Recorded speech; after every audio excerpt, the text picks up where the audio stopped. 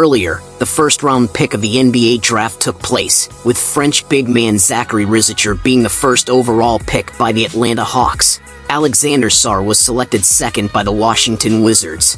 This marks back-to-back years where the number 1 pick is from France, and French players also won Rookie of the Year and Defensive Player of the Year.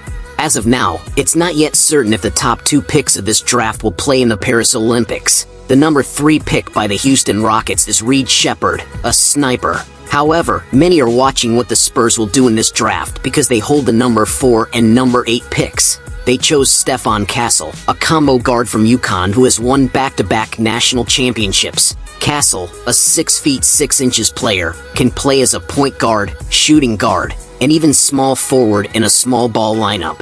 He is also a solid perimeter defender.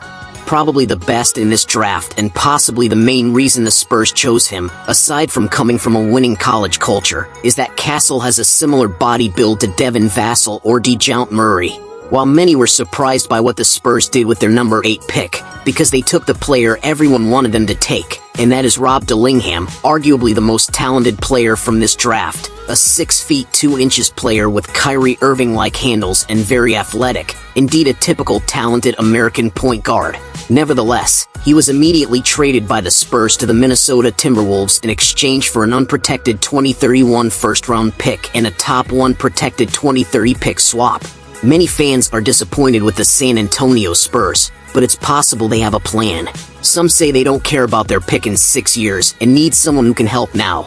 However, it seems the Spurs won't use this pick for the draft, but for a big trade for a star player a year or 2 from now, especially when Wemby is truly ready. An approach looking towards the future rather than the present, as many are saying it's the worst recent draft class in recent years, while in Minnesota, this is seen as a good move because Rob Dillingham can help them and possibly fill Mike Conley's position when his contract with the Wolves ends. Obviously, the Spurs have taken a much more patient approach and plan to develop Wemby into a type of MVP-caliber player.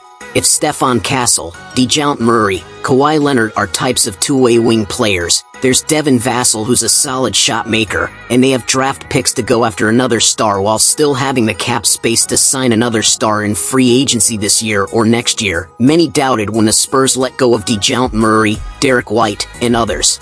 But they didn't see the Spurs' vision focused on the years ahead in the NBA draft, and they did indeed get Victor Wembanyama.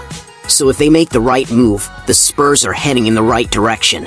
They may not be championship contenders this year, but they are moving towards it in the coming years when they are healthy and make the right trades and free agency moves.